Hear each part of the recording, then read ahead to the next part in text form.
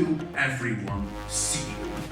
In this series of presentations, I want to discuss together with you important topics in life, such as happiness and meaning. And this first presentation, I want to start with a story, and it is a story about Anwar Sadat. You may or may not know him, but he used to be president of Egypt. And for the most part of his life, he was known for one thing, and it was his anti-Israel attitude. He said, "I will never shake hands with an Israeli." Once, when he was an officer in the army, he participated in all the wars against Israel. And when he finally became president, he himself started a new war against Israel. But at a certain point in time, Anwar decided to change. And not such a small change, no, a big change. He stepped on a plane and he flew to Tel Aviv, and there he shook hands with the Israeli Prime Minister. And not long after, he made peace with Israel as the first Arabic country. And it brought him many good things, such as the Nobel Prize for Peace, but it also brought him bad things, because Egypt was kicked from the Arabic League, and finally he paid for with his life because he was assassinated with fundamentalists from his own country.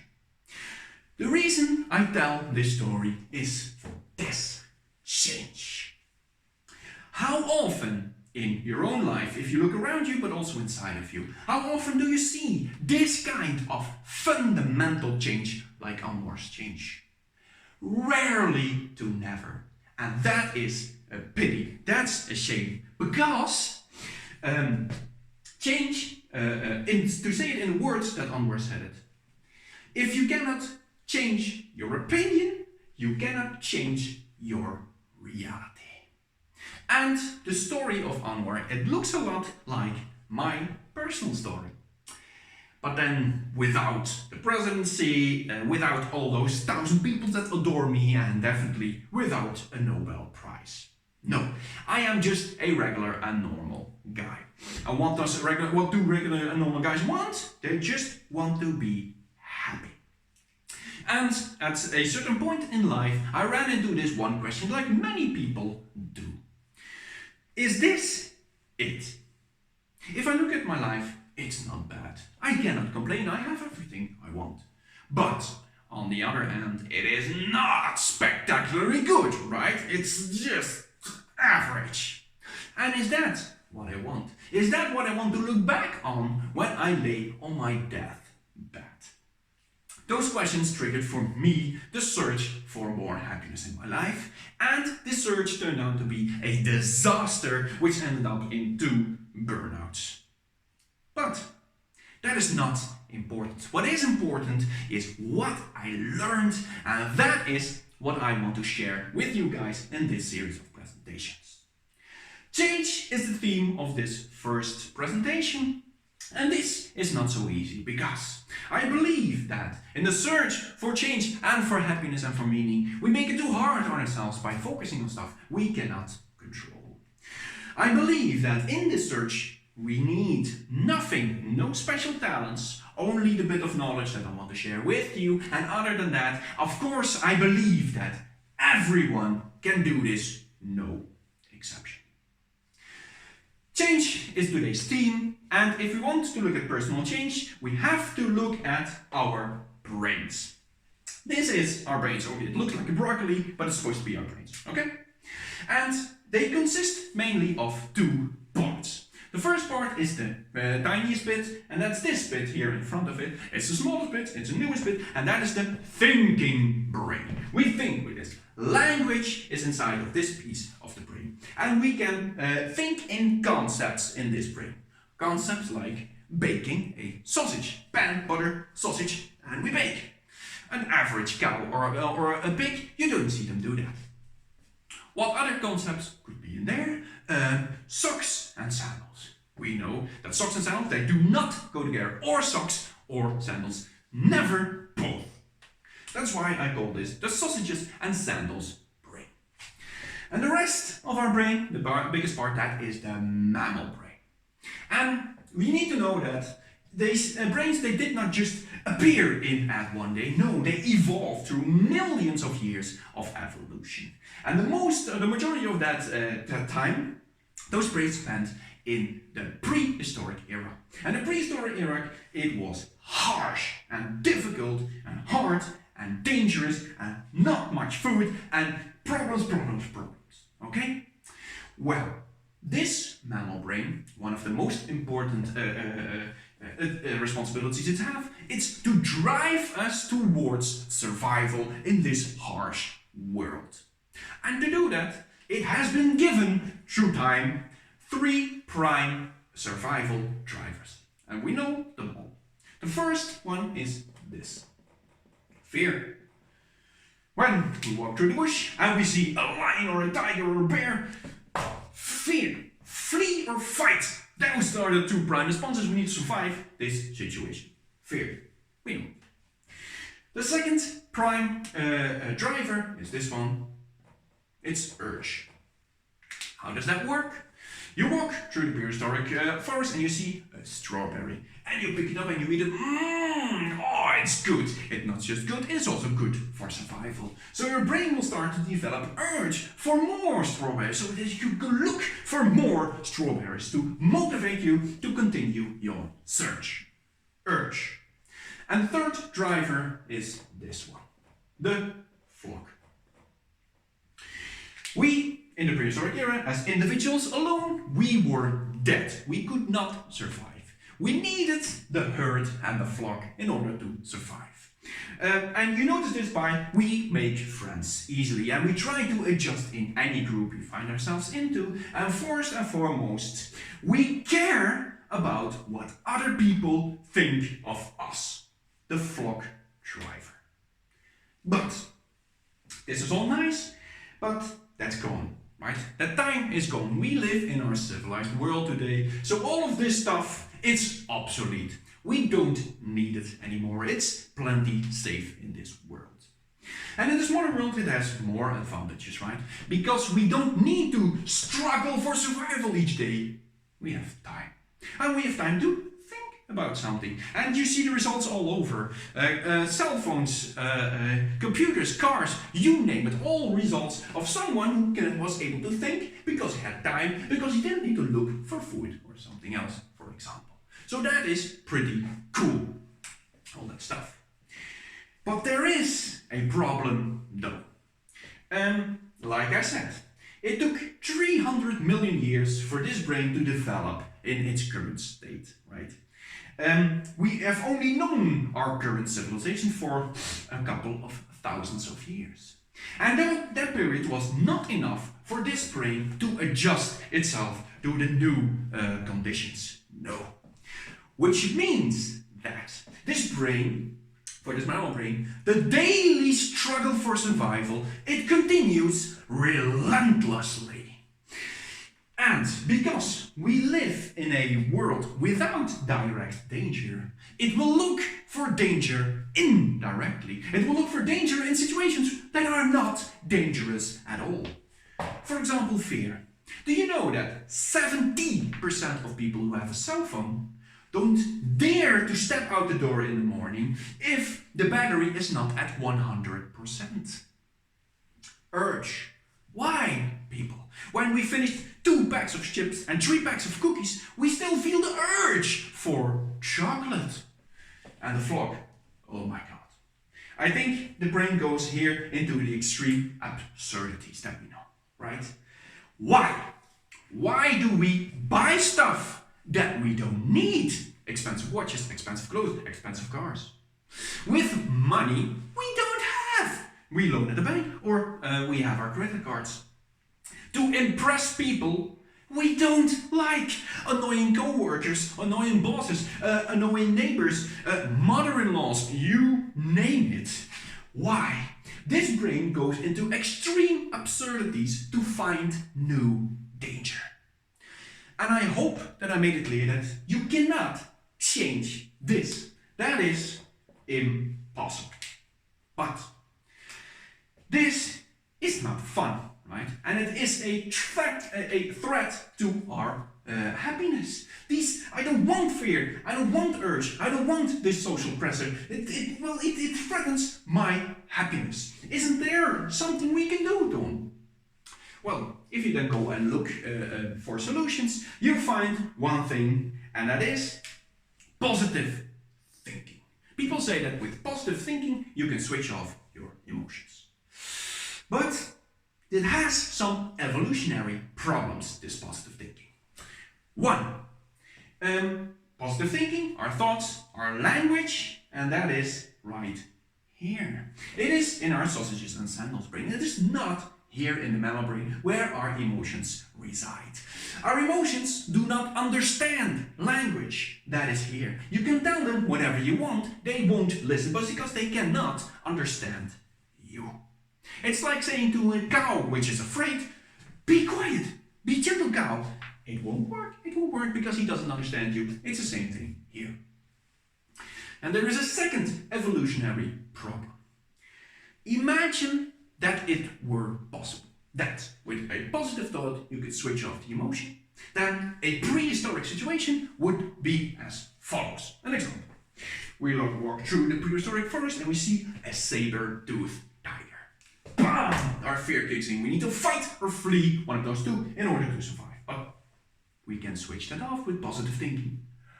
What a nice tiger! And with the fluffy fur and nice shiny teeth and bam! Dead! You are dead! Positive thinking is a direct threat to survival. There is no organism who will ever allow this. Positive thinking, I hope that you yourself have many good results with it, but me myself, after 33 years, I gave it up. It brought me nothing. So, my statement is, you cannot change this. And we are damned to live with this brain for the rest of our lives. But is that a problem? No. Because we've not asked ourselves the right question. The question was, can we do something about it? But the question should be, must we do something about it? And the answer obviously is no. And I'm trying to explain that with a story about myself. One day I woke up and I was just starting my second burnout. I finished my first one and I relapsed into my second. And then every morning kind of started the same, and it was with an anxiety attack. I don't know if you know what a burnout is, but you may envision it or regard this as an overactive mammal brain, right? In normal status, it will go very far to look for new danger, and if you have a burnout, it will go extreme far and it will not stop at anything. So you constantly feel stress and tension and fear. And an anxiety attack, how does that look like? Or what does it feel like? Well, you have like a tunnel vision, like the sides are a bit blurry, but in front of you it's very sharp. And if you stand up, you feel dizzy. It's about that you're gonna fall, but you never fall. Your stomach, it turns around and you feel like you have to throw up all the time, but nothing happens. And of course, your heart is pounding in your chest. And this bit, well, the sausages and sandal brain, it constantly bombards you with thousands of negative and doom-like thoughts. An anxiety attack. And it was no different that specific morning, that particular morning. And that morning I was presented with a new dilemma, because it wasn't just an ordinary morning, it was Christmas morning. So, of course, at Christmas, what's on the agenda? It is the family dinner. But what now? I have to go to this family dinner, but I am too afraid to get out of bed. But I cannot go. If I don't go, what will my family think of me? And the anxiety raged through my mind. And at that point, I decided to make a decision, and that was to do something. I had to do something because of the simple fact that doing nothing was not an option. If I did nothing, I would have been there for years. The next Christmas, I would still be in that bed. I had to do something. Something. It didn't matter what. Something. And the thing I decided to do was, well, it's Christmas Day today, I will do all the stuff I would otherwise have done, but then together with all the stress, the tension, and the fears. So I get out of my bed and I started walking. And whilst I was walking, my brain was telling me, no, sit down, you're gonna fall. But I continued walking and nothing happened. I sat there at the Christmas table and I ate. And my brain was telling me, don't eat, you're gonna puke all over the place, don't eat.